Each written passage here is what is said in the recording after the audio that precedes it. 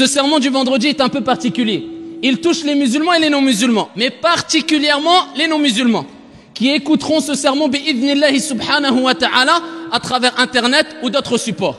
Ala kulli hal, ça touche particulièrement les non-musulmans. Et dit, si tu veux, encore plus particulièrement, car je tiens à le souligner dès le début de ce sermon, je ne suis pas là pour généraliser. Walakin, je vais citer des cas qui existent. Et al-haq, la vérité se dit. Quand il y a un défaut des musulmans, on le dit. Quand il y a un défaut venant des non-musulmans, on le dit. Mais sans généraliser et sans mettre tout le monde dans le même sac. Ça, c'est l'équité qui manque à beaucoup, je ne dirais pas de musulmans, mais à de gens, de façon générale. Et plus particulièrement, c'est-à-dire ce sermon du vendredi, à certains journalistes, et à certains médias, et à certaines personnes qui ont des mauvais préjudices ou des mauvais préjugés plutôt sur l'islam, qui apportent de mauvaises informations sur l'islam, ou bien, comme certains, je dis bien journalistes ou certains médias, qui aiment, parce que c'est leur art, parce que c'est leur métier, parce qu'il faut vendre. Mais ici, billahi alaykoum, où est l'équité? Où est la justice? Où est l'honnêteté? Certaines personnes, parmi les journalistes et parmi les médias, simplement parce qu'ils veulent gagner de l'argent, ils sont prêts à mentir. Simplement pour faire quoi? La une des journaux, wal'iyadhu billah. Pour trouver un titre qui va faire la une des journaux. Et pour cela, malheureusement, et ici on n'est pas du tout là pour attiser la haine ou la colère ou généraliser, non, non, non, mais c'est une réalité. Malheureusement, on attaque beaucoup l'islam. Parce que l'islam, c'est un sujet qui se fait vendre. Parce que dès qu'on parle de l'islam, khalas, tout le monde est content. Et on arrive à faire oublier, ou plutôt une grande partie de personnes sont contentes. Et on arrive à faire beaucoup oublier les vrais problèmes aux gens. Mais quelquefois, quand on veut détourner les gens des vrais problèmes, on parle de l'islam. Alors une fois, on s'attaque aux imams. Quelquefois, on s'attaque aux imams. Il y a des terroristes, il y a des intégristes. Et attention, je ne dis pas qu'il n'y a pas de terroristes en islam. Et comme je ne dis pas qu'il n'y a pas de terroristes chez les juifs, chez les chrétiens, chez les bouddhistes, chez les athées. Il y a des terroristes partout. Ça, c'est une vérité. C'est une réalité. Et nous, on condamne le terrorisme. On l'a fait de façon ouverte et on n'a pas de visage, on n'en a qu'un. Plus d'une fois. Et on va le voir par la suite, bi'idhnillah azza wa jalla, à travers les preuves. Pas de moi, ça serait trop facile. Mais du Coran et de la Sunna, c'est-à-dire les récits prophétiques authentiques de notre noble messager qui s'appelle Muhammad alayhi salatu wassalam, qui condamne clairement le terrorisme. Donc soit quelquefois on généralise, tous les imams sont des terroristes. Non, quand ça ne marche plus trop, qu'est-ce qu'on fait? On va attaquer les hommes en disant que les hommes imposent le voile à leurs femmes. Mais quand les femmes se réveillent, walillahi alhamd, et qu'ils montent ouvertement, qu'ils mettent le voile parce qu'Allah Azza wa Jalla leur a ordonné, par soumission envers leur Seigneur Tabaraka wa Ta'ala, avec toute conviction et en respectant toutes les lois, qu'est-ce qu'ils disent? Non, maintenant on va les attaquer eux directement. Et on s'acharne, et je ne généralise pas encore, mais sur certaines femmes. Vous êtes des intégristes, vous êtes des terroristes, vous rentrez dans l'excès, alors que la femme, elle ne cesse de répéter, non, je le fais par soumission envers mon Seigneur et pas mon mari. Mais on n'arrive pas à avaler cela. Quand ça ne marche plus trop, on s'attaque même à la viande. Qu'est-ce qu'elle t'a fait la viande? Maintenant, le halal, c'est devenu un sujet d'actualité. On en parle de jour comme de nuit. Pourquoi? Parce que quelquefois, ou arrivé à un certain moment, ça ne se vend plus trop. Ici, le fait d'expulser certains imams. Donc on passe aux femmes. Les femmes, bon ça y est, ça commence à monter à la tête un peu des gens. Donc on passe à la viande. Après la viande, ça sera quoi? Ou bien il y a des gens qui vont généraliser des paroles. Ou alors interpréter des paroles ou mettre des paroles hors contexte. Par exemple, ça c'est des professionnels parmi les médias et autres qui font quelquefois des sujets d'actualité en disant immersion. Tu croirais que c'est un superbe inspecteur qui sort je ne sais d'où. Pourtant, qu'est-ce qu'il a fait? Immersion. Toutes les mosquées sont ouvertes. Immersion. Rentre, marhaban bika. Même moi, je t'invite ouvertement, musulmans et non-musulmans. Bien sûr, particulièrement les non-musulmans, car les musulmans sont déjà musulmans à l'islam. Nous, alhamdoulilah, on n'a rien à cacher. Immersion, qu'est-ce qu'ils font? Ils écoutent un prêche ou ils écoutent un sermon. Et regardez le manque d'équité et le manque d'honnêteté.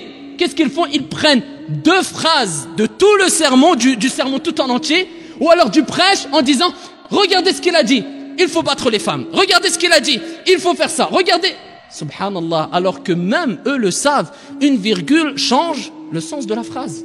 Donc sois honnête et prends toutes les paroles pour en déduire ce qu'il y a à en déduire de façon réelle et concrète.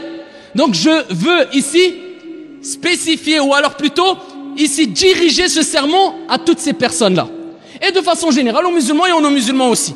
Première des choses, il faut savoir le sens de l'islam. À ceux qui ont peur de l'islam. Ici, je fais appel à leur bon sens. Ne soyez pas bêtes. Ne vous faites pas avoir par tous les médias et tout ce qu'on dit à la télé. Soyez intelligents parce que vous avez une raison. Et ici, vous n'avez pas le droit de réfléchir les yeux fermés et les oreilles fermées. Non, ici, réfléchissez avec votre cœur, avec votre cerveau, en regardant comme il se doit et en écoutant comme il se doit. L'islam, sa signification, c'est quoi? C'est la soumission. Ça veut dire soumission. Soumission à qui? À une femme? Non. À un homme? Non. Allah a dit dans le Coran, la ikraha fi din. Donc arrêtez avec ces soumissions à un homme, une femme ou quoi que ce soit. Non, Dieu l'a dit dans le Coran. Et il y a unanimité sur ces versets coraniques. Certes, il y a des interprétations différentes du Coran. Et certes, je le dis, je le répète, haut et fort, il y a certains musulmans ou quelquefois certaines personnes qui se prétendent musulmanes, car tous les Arabes ne sont pas musulmans et tous les musulmans ne sont pas arabes, ça il faut bien comprendre, qui ont sali l'image de l'islam. Et à cause de certains musulmans ou certaines personnes qui se prétendent musulmanes, ici, à cause de leur mauvais comportement, il y a des gens qui ont été amenés à parler mal de l'islam. Et c'est eux particulièrement qui ont sali l'islam qui en rendront des comptes. Et ça existe dans notre religion? Ça existe. Il y en a plein, il y en a plein. Est-ce que c'est la majorité des gens? Abadan, jamais. Je ne généralise pas encore une fois. Mais c'est une réalité. Donc les défauts, on les mentionne quand ça vient des musulmans, ou bien des juifs, ou bien des chrétiens, ou bien des non-musulmans, ou bien des athées, ou autres. On le dit, on dit ici, avec toute vérité, sans complexe. Donc nous disons, l'islam, ayyuhal ikhwat wal akhawat, mes chers frères et sœurs, ça veut dire la soumission. Donc nous sommes soumis à Allah, à un Dieu. Qui est Allah? C'est Dieu. Nous on l'appelle en arabe Allah, c'est Allah. Allah l'a cité dans le Coran al-Karim, ce nom-là. Allah, c'est Dieu.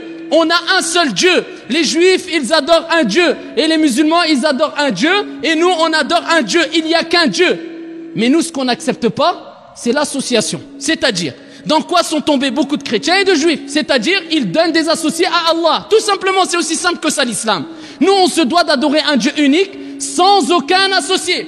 Et on ne réduit pas la puissance de notre Créateur, la puissance de notre Seigneur, celui qui a créé les cieux et la terre, celui qui a créé le soleil, celui qui a créé la lune, celui qui a créé les mers, celui qui a tout créé, celui qui a créé l'insan, celui qui a créé l'être humain. On ne le réduit pas à quelques grammes de bois ou quelques grammes de métal. C'est un manque de respect envers notre Seigneur. C'est pour ça on se prosterne ni devant des statues, on se prosterne ni devant du bois, on se prosterne ni devant des créatures, mais on se prosterne devant notre Seigneur Tabaraka wa Ta'ala qui a aucun associé. La sharika lah, il n'a aucun associé. Et on reconnaît tous les prophètes et messagers comme étant des prophètes et des messagers. Ceux qui ont été cités dans le Coran et dans la Sunna authentique, comme Jésus, c'est votre prophète, c'est notre prophète aussi. Et Isa alayhi salam. Moïse, c'est notre prophète aussi. Moussa alayhi salam. Noé, Nuh, c'est notre prophète. Abraham, Ibrahim, c'est notre prophète. Et tous ces prophètes sont cités dans le Saint-Coran et leur histoire est citée dans le Saint-Coran. Et tous ces prophètes, notre Seigneur Allah, Tabaraka wa Ta'ala, a rappelé qu'ils étaient tous soumis à Allah. Et je pense que ceux qui m'écoutent vont reconnaître qu'ils étaient soumis à Allah.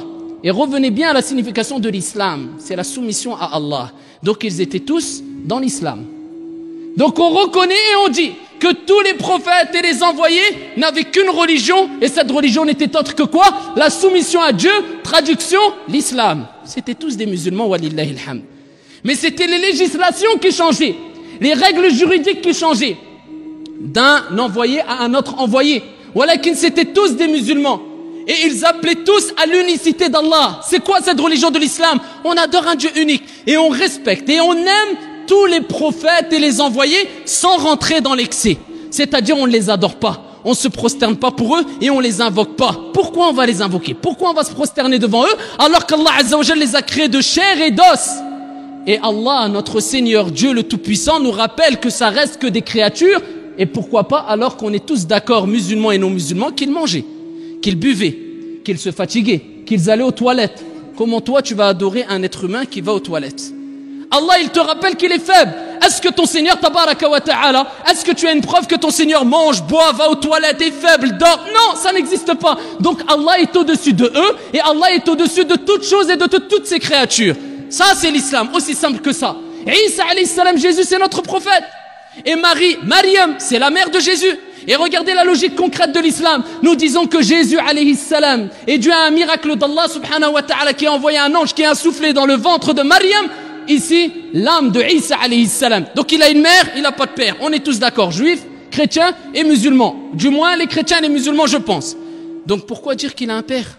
Alors que vous êtes d'accord pour dire que c'est Jésus, fils de Marie, et c'est un miracle qu'il n'a pas de père. Donc nous disons Jésus, fils de Marie, et il n'a pas de père. Nous disons pas que Jésus c'est le fils de Dieu. Et nous disons pas que Jésus c'est Dieu. Comme nous disons pas que Mohammed, alayhi salatu wassalam, le dernier des prophètes et des envoyés, qui a été accusé par certains, je ne généralise pas encore, comme étant un terroriste. On va voir c'est qui Mohammed.